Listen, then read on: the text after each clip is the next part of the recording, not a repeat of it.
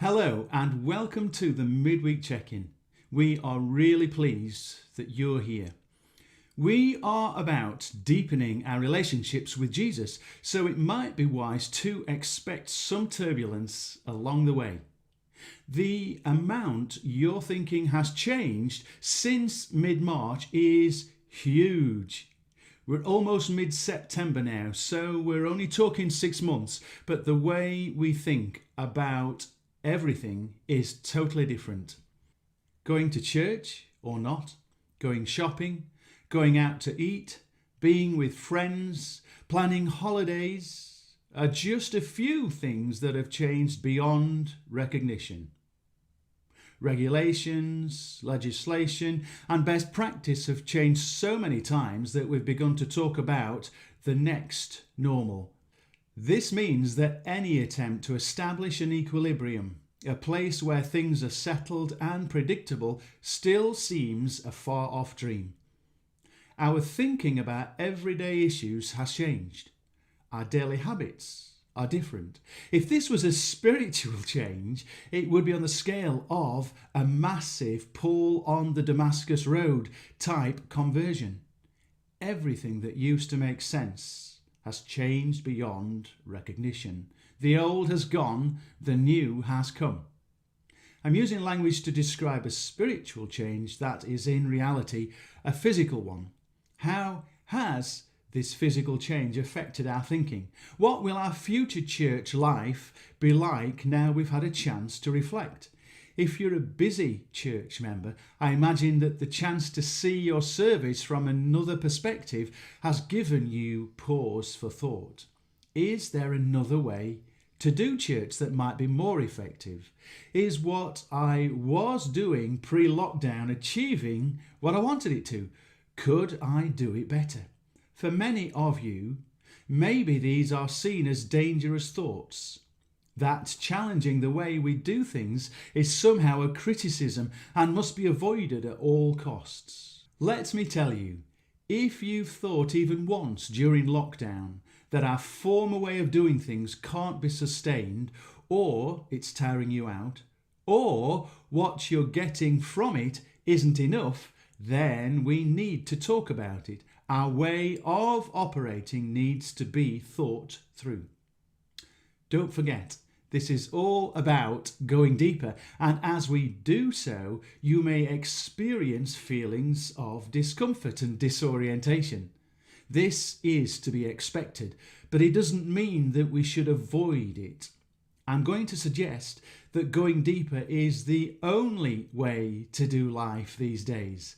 There is no blueprint for church post-COVID. Don't think that the goal is to re-establish what we had before. For you people who want to go deeper, you already know by instinct that church had to change. Well, here we are on the cusp of that change with time and space to do precisely that. There are ideas of sending questionnaires out to assess what the feeling is, to work out how we could start up again.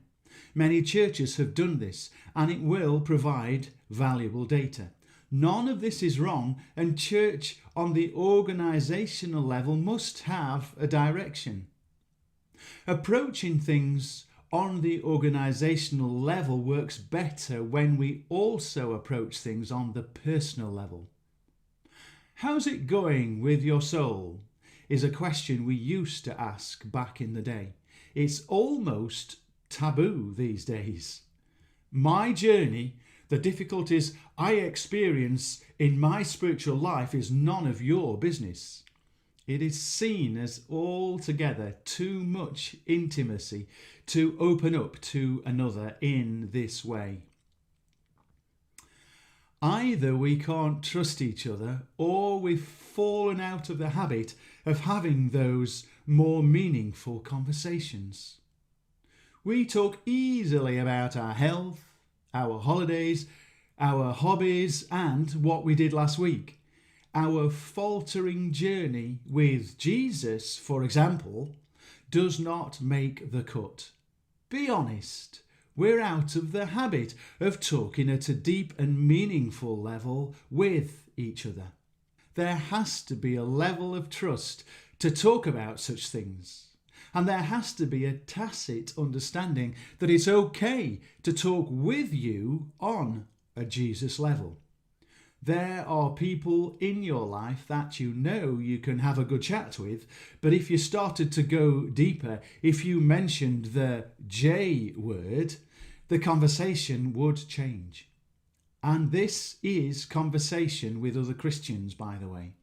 My point is this: if we can't go deep, if we can't have those conversations where we talk about my unforgiveness, my shame that I've hidden away for years, my difficulties in being reconciled to another, then a questionnaire or two won't make church better.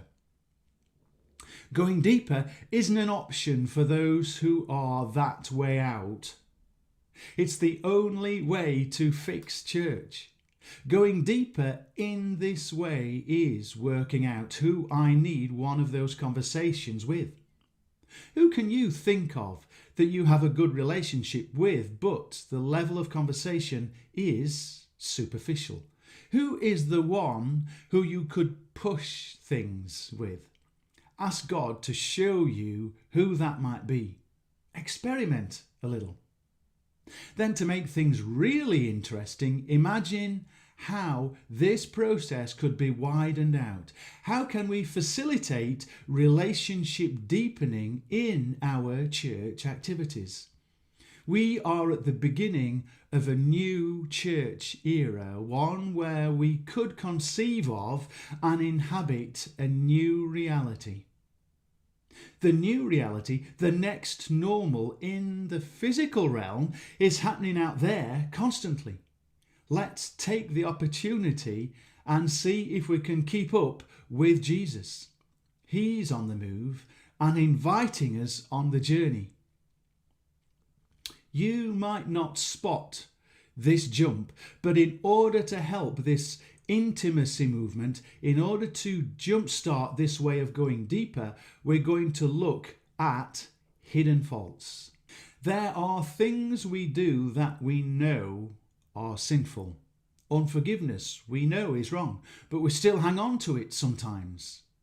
David, a man after God's own heart, writes about sins we commit that we don't know we're doing. Psalm 19 verse 12, but who can discern their own errors? Forgive my hidden faults. We need to be in an intimate spiritual relationship with at least one other person so that they can keep us real. There will be things that others can see about us that we are totally unaware of. But unless it is that spiritually accountable, deep relationship, the other person won't tell us for fear of spoiling the relationship. There are times we need to press in an uncomfortable area with another person, knowing that they might respond badly because it's a sensitive area. Don't go there is the usual social signal to stop such pressing. The reason we have hidden faults, and we all have them, is that we usually hide ourselves from them.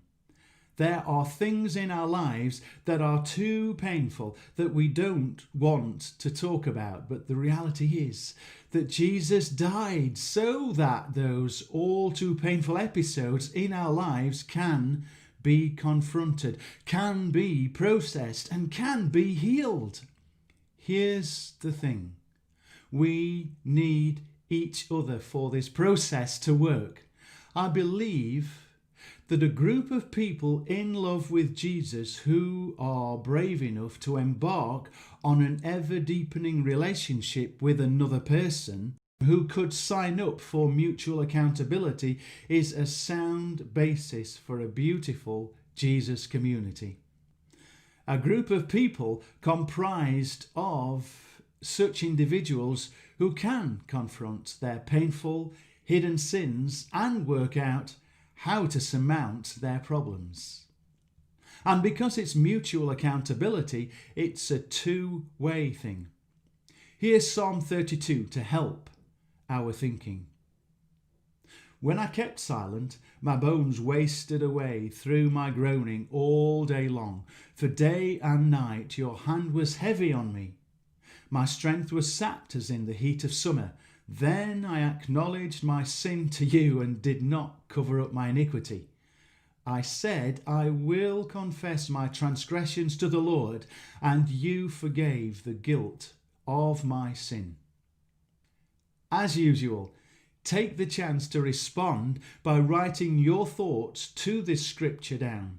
It's a cathartic process that would really do you good. Then work out who you might have a deep and meaningful with. It's not an easy process, but the rewards are out of this world. Thanks for listening. Have a great week. See you Sunday. Stay safe.